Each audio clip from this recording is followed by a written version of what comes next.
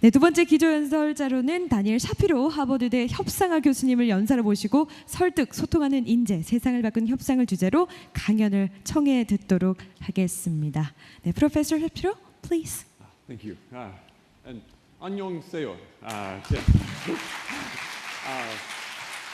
It is an honor and a real privilege to be here today. I want to first say a very warm and deep thank you to Prime Minister Kim, to Mr. Kim, President of Korea Economic Daily, all of you who are here today.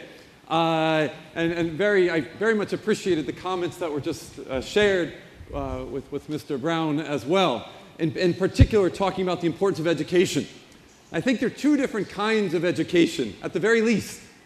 One is educating people about the facts and the figures, the memorization, as your minister shared earlier. The second element of education is how do you actually deal with people? It's one thing, for example, in government to develop good policy, good economic policy, good social policy. It's a very different challenge trying to put those policies into action. So my talk today is going to focus in particular on how do you deal with some of those human elements of negotiation. The talk is going to be drawing upon some of the work that we've built over many years at the Harvard Negotiation Project, and also more recently in a project we're working on with the World Economic Forum, building a global curriculum on conflict management, on negotiation for top-level business leaders and top-level political leaders as well. Equipping these leadership with a common set of tools to deal more effectively with negotiation and difference. One final point on this, my vision long-term, the image I have in my mind is just to imagine if every single kid in our world, as they go through schooling, learn skills of conflict resolution and negotiation. What would our world look like? And as I was thinking about the reflections for today, I've been, of course, watching very carefully the news of what's been happening in this region, the tensions that you're dealing with in terms of South Korea, North Korea, the balloon issue that just happened yesterday. Been watching very closely the islands issue as well. And I couldn't help but think about a situation that you know about much better than I do. Situation that happened in 1976, right at that border between North and South Korea, not far from here. And there was a poplar tree, and I'm sure many of you will recall the situation. But this poplar tree, every year it would blossom and it would grow, and it would block the South Koreans' view of the bridge of no return. So out each year came some of your colleagues, and they went out to trim this tree for security purposes. And this was fine, year after year after year, until August 6th, 1976, when some of the South Korean team went out to trim the tree, and they were met soon by a North Korean contingency who said, "You try and trim this tree, we're going to shoot." And they literally chased away the South Korean team. But this did not stop the South Korean team from trying to trim this tree. This was a security concern.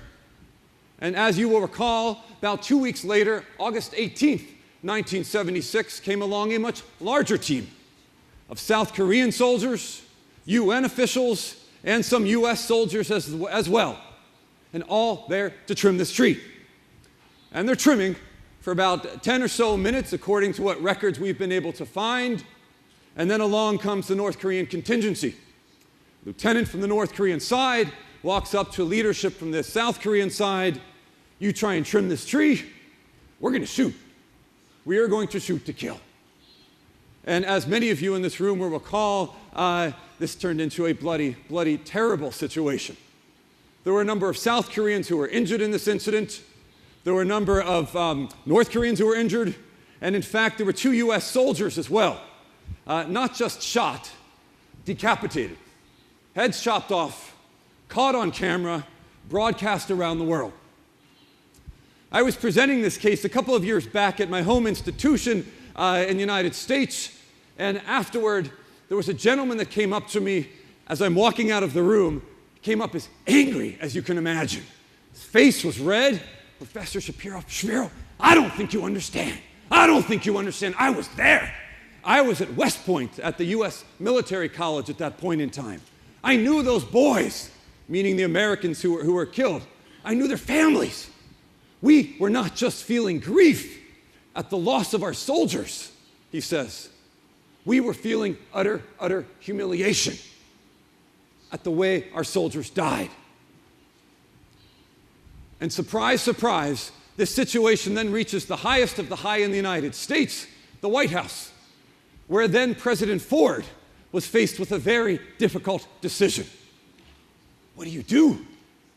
What do you do in this circumstance? And you face this day in and day out still. What do you do? And he turns to his lead advisor, then Secretary of State Henry Kissinger, and asks Kissinger advice. What do we do?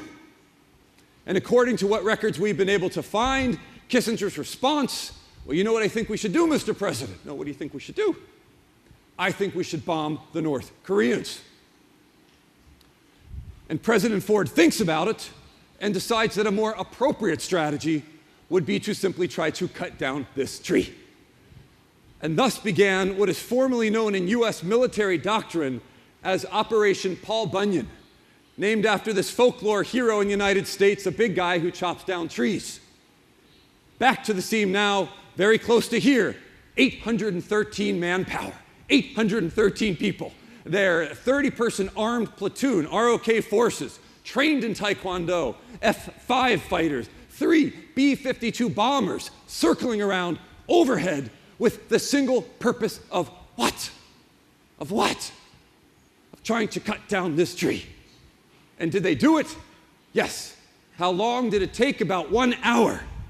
Was there incident, any further bloodshed? No. But this was literally World War III, almost. And over what? Over a tree? And obviously it's over much, much more than just a tree. And it begs that fundamental question. As you are negotiating, whether it is in the military or political realm, whether it is in the business realm, whether it is with you and your family members negotiating, how do you deal with the emotional dimension?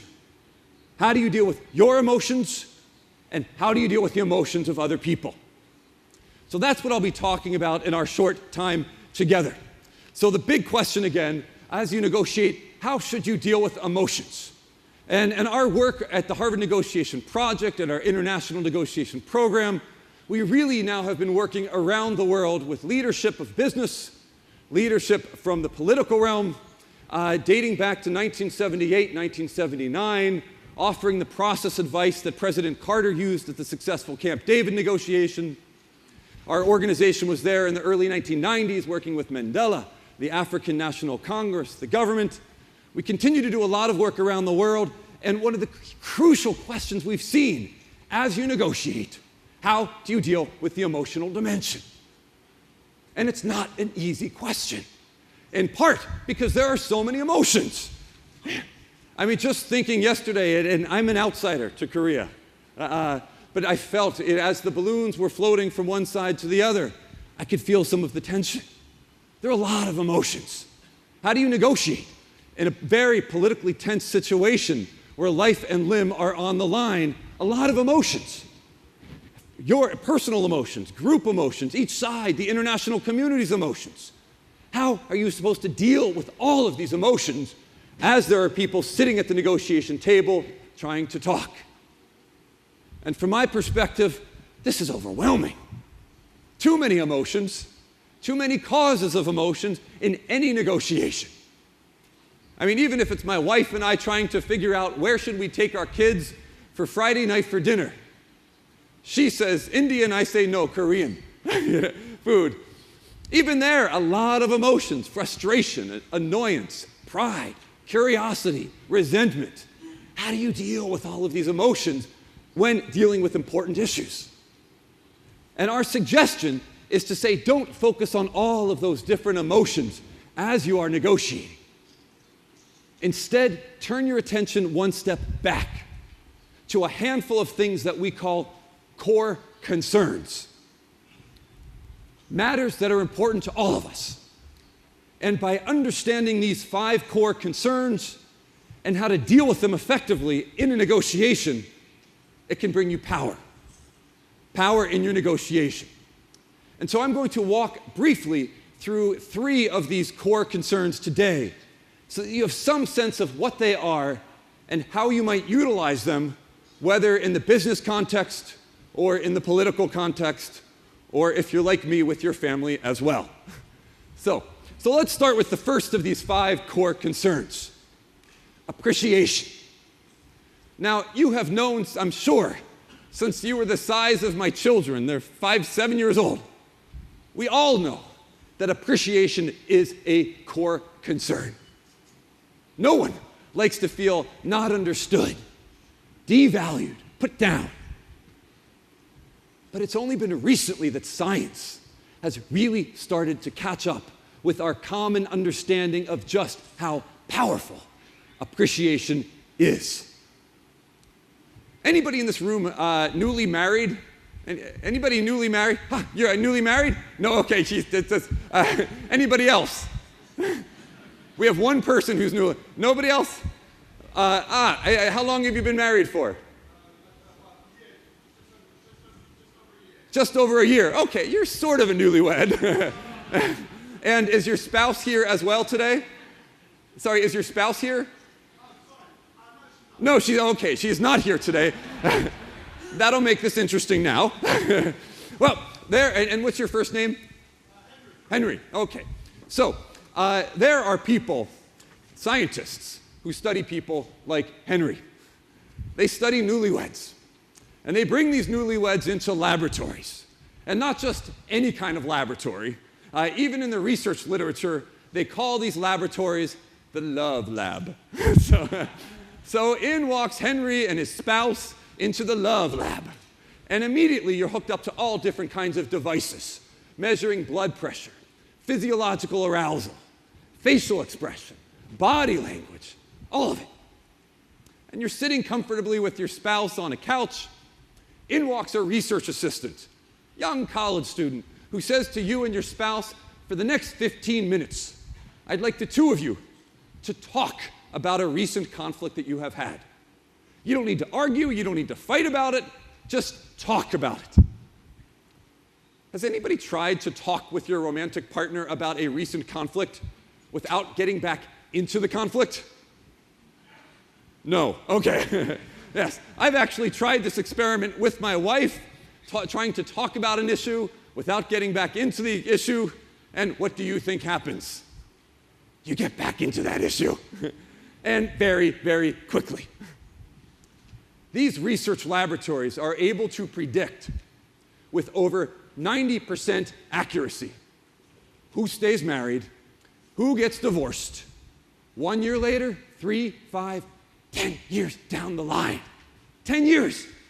And based only upon 1 minute, 30 seconds of observation.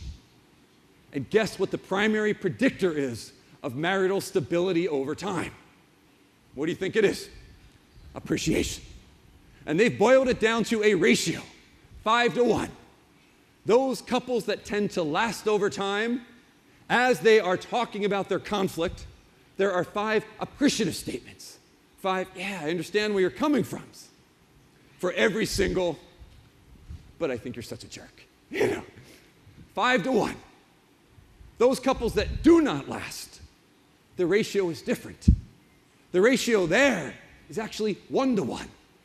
1 appreciative statement for every negative statement.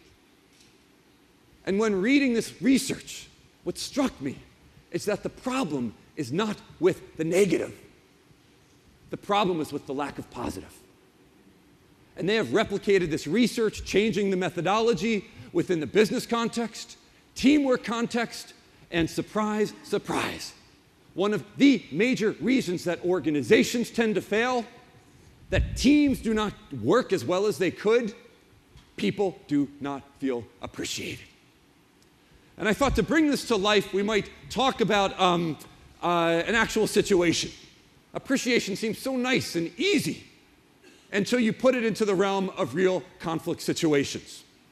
So part of the work I do is in hostage negotiation, crisis negotiation, and I've worked for some time with the New York Police Department's hostage negotiation team. Thought I might talk briefly about a case based upon a real-life situation. Basic situation. There was a gentleman, about 26 years old, clearly suffering from schizophrenia, delusions of grandeur. He thought he was better than God, so psychological problems. And he's in New York City, in the subway system, on a platform there. And he's just wandering around. And as he's wandering around, he sees a woman. Sees a woman about 20 years old, carrying a baby in her arms. And he sees the woman, he runs up to the woman, he grabs the baby out of her arms, pushes the woman into the train track, runs off into the janitor's closet, locks the door behind him, and the NYPD, the police department, they are called. And they get there about 5-10 minutes later, and they hear on the other side of the door, if this child is an angel, I will love him. If this child is a demon, you know what I need to do. If this child is an angel, I will love him. If this child is a demon, and banging. We're banging on the other side of the door. Open up, open up, open up. What's going on in there? And does our approach work? Yes or no? What do you think? No, of course not. We are approaching this situation like interrogators. You tell us what we need to know. And did it work? No. It only escalated the situation. And it went on. If this child is an angel, I will love him. If this child is a demon, you know what I have to do if this child is an angel. And then all of a sudden, one of the hostage negotiators said, don't worry, the child is an angel. The child's an angel. And did that work? What do you think? Unfortunately, not. Angel, angel, angel. How do you know? How do you know this child's an angel? And all of a sudden, we had now made precisely the opposite error that we had made several hours earlier. Because prior, we were completely failing to appreciate the interrogator. And now we are way on this other side of appreciation, assuming we know more about what that hostage negotiator wants than he does. And that is a dangerous place to be. And it wasn't until we went back to the very basics of what I believe to be the essence of good negotiating, listening, asking good questions, that we actually got somewhere. We learned that this hostage negotiator, from his perspective, he was not crazy. He was trying to save the world. That was his mindset. He was trying to save the world. And once we understood that, it changed our complete approach to the negotiation. Because now we could say, look, I'm the police department. I don't see the angels you see. I don't see the demons you see. But I hear you saying you are trying to save the world. And in our own small way here at the police department, we are trying to save the world too. So why don't you open up that door and let's see if we can try and save this world together. And literally, 3 minutes later, that door squeaks open, out walks gentleman with baby in arms. But it was that challenge. How do you truly appreciate in those moments of tension where appreciation is the last thing in the world you feel like doing? So that's appreciation. For sake of time, let me move on quickly to autonomy. Autonomy, the way we define it, it's the freedom to make decisions without somebody else telling you what to do. The moment your neighbors on any of the sides around you start to feel like you are telling them what to do, and their autonomy starts to feel impinged, they have the negative emotions, and they're less likely to cooperate with you. And just as true, the moment that you start feeling like your autonomy is being impinged by them, in come your negative emotions, all of that history from the past, and you're less likely to cooperate with them. So how do you try to respect autonomy, each side, to make the negotiation work more effectively, to bring positive emotions into the negotiation to the extent you can? And let me close today with one final brief case study on the topic of our third core concern, affiliation. So affiliation is the emotional connection between you and another person, another group, And in negotiation, people often assume, well, if we're negotiating, we're adversaries. In the business realm, if we're negotiating, we must be against one another. In the political realm, if we have a disagreement, we are adversaries. And my response to that is no. Difference is not the same as confrontation. You can deal with difference in many different kinds of ways. And the big question to get the full value out of negotiation, how do you turn an adversary into a colleague? How do you turn an adversary into an ally? And let me close with one case study. There was a long-standing conflict between Peru and Ecuador. The conflict was largely over a small piece of land called Tawinsa, right at the border between the two countries. And the US State Department had called this conflict the longest-standing armed conflict in the history of the Western Hemisphere. A number of international figures had tried to help deal with the situation: the King of Spain, President Roosevelt from the United States, and others, but all unsuccessful. 1998, Jamil Mahuad was elected president of Ecuador. And he decided that his first order of business was going to be to try to create peace between Peru and Ecuador. And just as a side note, this was 1998, and Ecuador, just like parts of Asia, was tremendously affected by the economic crisis at that point in time. And it turns out that President Mahuad had been a student of my colleagues, Roger Fisher's. President Mahuad had been a student of mine a number of years later. He calls up our organization and says, look, I am about to meet with President Fujimori of Peru in just 3 days. I'd love your advice. When I go to sit down and talk with President Fujimori, what do I say? Practically, what do I do? This is not an academic case study, professors. This is real. And the question was, what is the advice? And we were drawing upon these kinds of ideas. Let me share with you 2 pieces of advice, and then I'll close the talk. One piece of advice was to ask advice. Rather than having President Mahuad walk in and say to President Fujimori, here's our position, what's your position? That hadn't worked. For many years, that approach had not worked. The idea was to actually say, look, President Fujimori, what's your practical advice? You've been a president for 8 years. You've worked with 4 of my predecessors. I've been a president for 3 days. What's your advice on how we can realistically deal with this conflict? And you know I cannot simply go back to my Congress and say, we're going to do everything Peru wants. My Congress will never ratify that. What's your realistic advice? And simply by asking that question of advice, it turned these 2 presidents from adversaries facing one another to colleagues, working side by side on a shared problem. And this is something you can do every day in business, in the government realm. What's your advice? How do we get out of this mess that we are in right now? And maybe it's a formal question, or as with dealing with neighbors, maybe the advice is a question that you're asking in very private corners. Second piece of advice that we offered, this was my colleague, Professor Fisher, who unfortunately just passed away about a month and a half ago. But Professor Fisher said to President Mahuad, I want a picture. Get the cameras there. I want a picture of you and President Fujimori.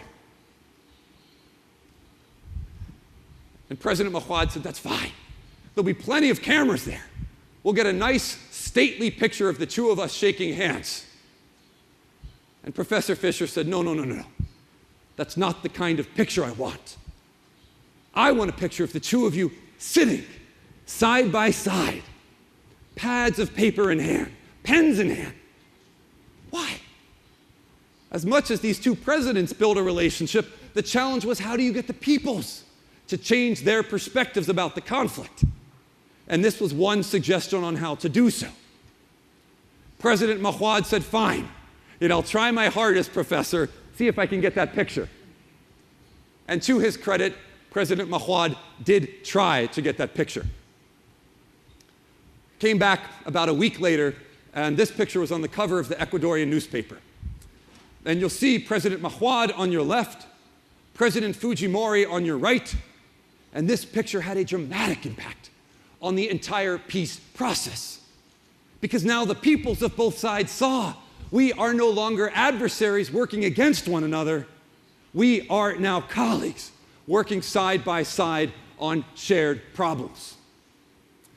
77 days later, 10 meetings later, full binding agreement between the two sides that stands to this day. Both of these leaders at that point in time in 1998 were nominated for the Nobel Peace Prize for their effort. But to me, what I would love to leave you with is just that image of people working side by side on very difficult, very challenging situations. I'm not saying that the advice I'm talking about, the specific advice today, is precisely what will work here in the region. What I am ultimately saying is that emotions are tremendously important in the negotiation process. And you can choose how you want to deal with those emotions. You can respect one another's core concerns, and you get the positive emotions. You get people who are working effectively together. On the other hand, you can deal poorly with these core concerns, putting people, not appreciating others, disrespecting their autonomy, telling them what to do rather than consulting, failing to build that affiliation, and again, you get predictable but much more dangerous consequences. So it's with that I just want to say a warm and deep thank you. I've learned a tremendous amount during my short time here so far. I look forward to continued conversation, continued learning, and as Mr. Brown had said earlier, I fully concur. Korea is absolutely an inspiration to myself as well. So thank you very much. Thank you so much. Thank you. Thank you. Thank you. Thank you. Thank you very much, Professor Shapiro, for your energetic lecture. 네, 다니엘 샤피로 교수님 대단히 감사합니다.